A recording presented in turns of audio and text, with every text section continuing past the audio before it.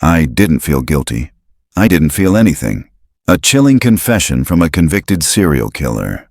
What drives someone to take life again and again? Not out of survival, but desire. The chilling reality is that serial killers are not the stuff of nightmares, but real people who walk among us. Neighbors, co-workers, even family members. They carry a terrifying duality, hiding their darkest impulses behind a facade of normalcy. This isn't a tale of glorifying violence or indulging in shock value. It's a deep dive into the disturbed minds of those who kill for reasons that go beyond mere need, whether for power, control, or twisted pleasure. Understanding what compels them forces us to face uncomfortable truths about human nature, questioning our capacity for cruelty and the complex factors that shape such darkness within us.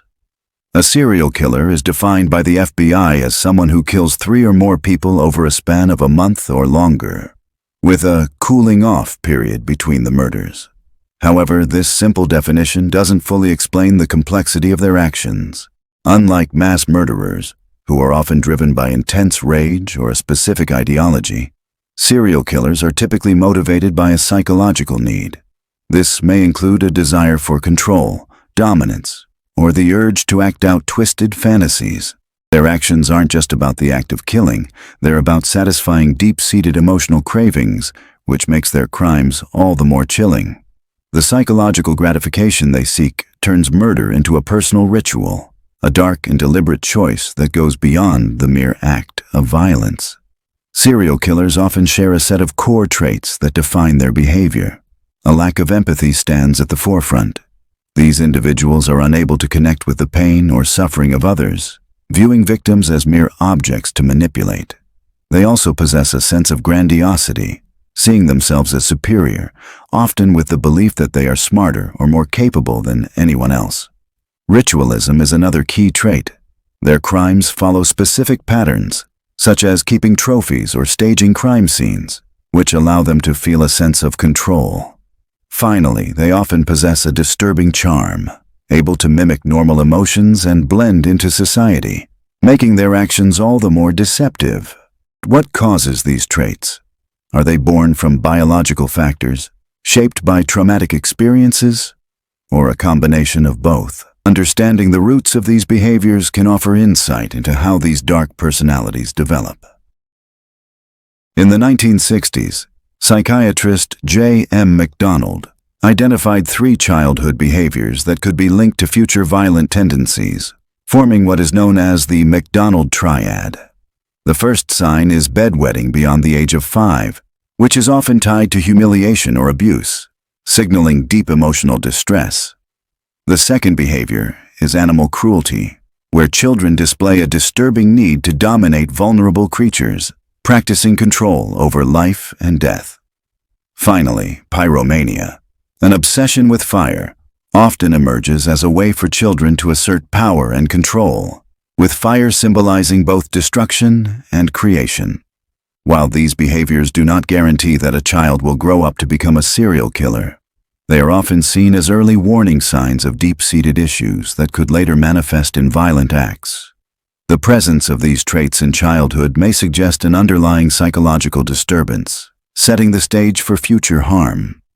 One chilling example of childhood cruelty is Dennis Rader, the BTK killer, who tortured and killed animals, including binding and hanging cats as a child. Similarly, Jeffrey Dahmer, known for his horrific crimes, dissected roadkill during his youth. For many serial killers, cruelty to animals isn't just a passing phase. It's a rehearsal for the violence they will later inflict on humans.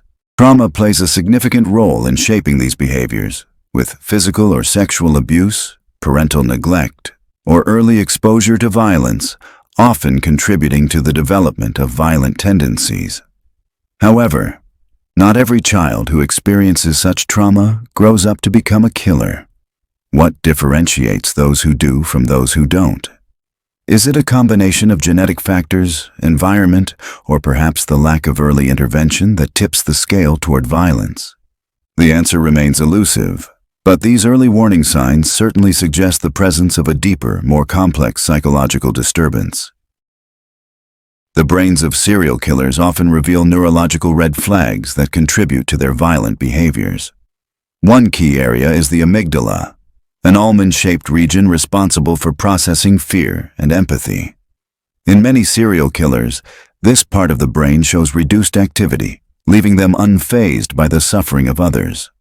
The prefrontal cortex, which governs impulse control and decision-making, also plays a crucial role. Damage or underdevelopment in this area can remove the natural restraints that most people have, leading to unchecked aggression.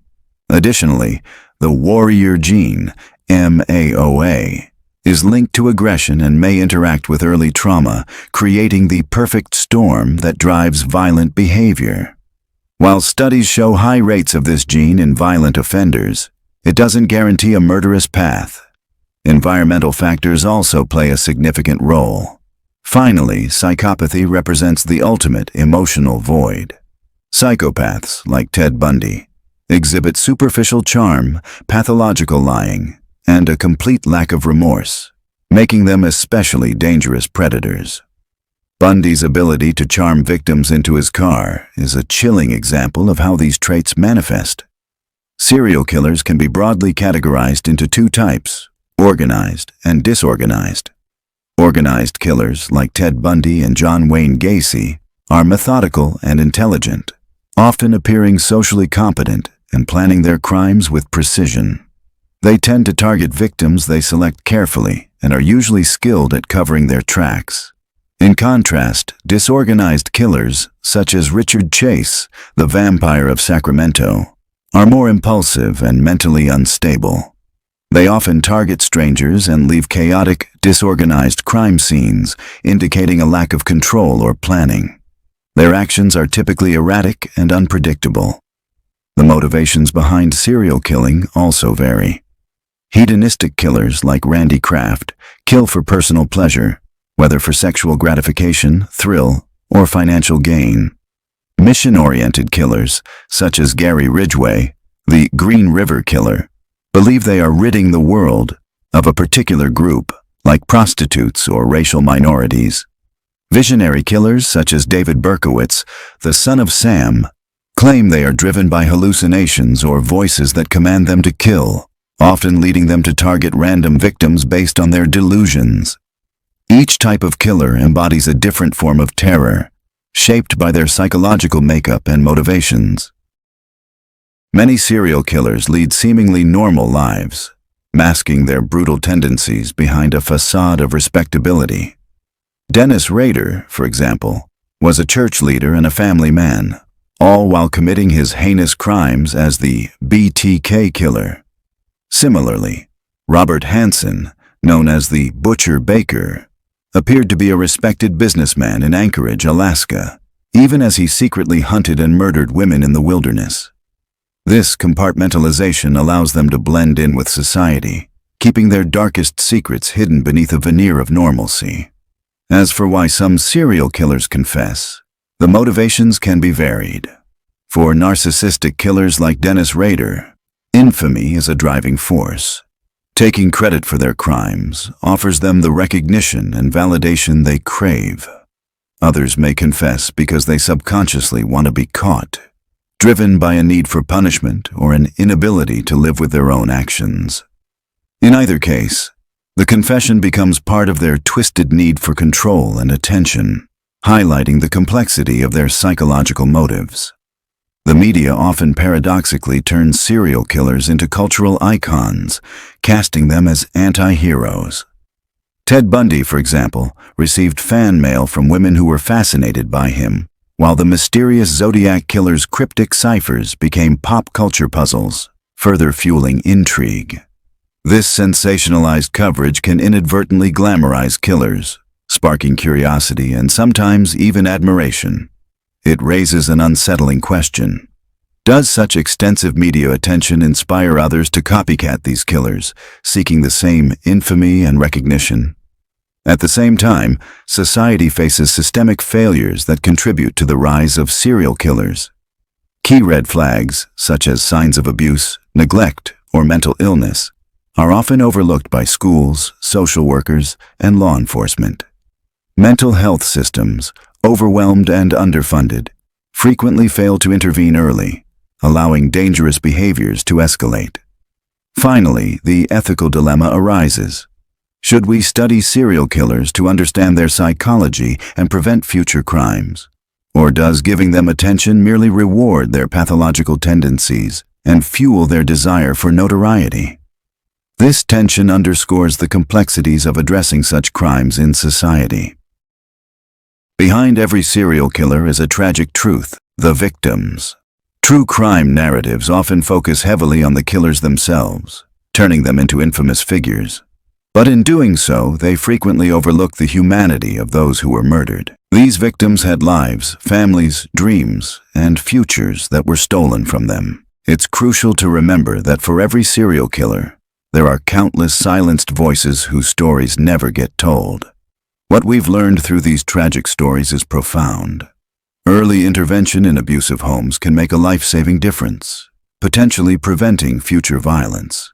Forensic science has evolved significantly, helping to solve cases and bring justice. However, human behavior remains unpredictable, with even the most sophisticated methods failing to fully understand or prevent violent tendencies. The reality of evil is far from simple. It is a complex mix of biology, trauma, and personal choices, a tangled web that challenges us to understand the darker facets of human nature. Serial killers force us to stare into an unsettling mirror. They are human, yet inhuman. They reflect our capacity for cruelty and our desperate need to distance ourselves from it. As psychiatrist Carl Jung wrote, "Knowing your own darkness is the best method for dealing with the darknesses of other people." Perhaps the greatest mystery isn't why they kill, but why the rest of us don't.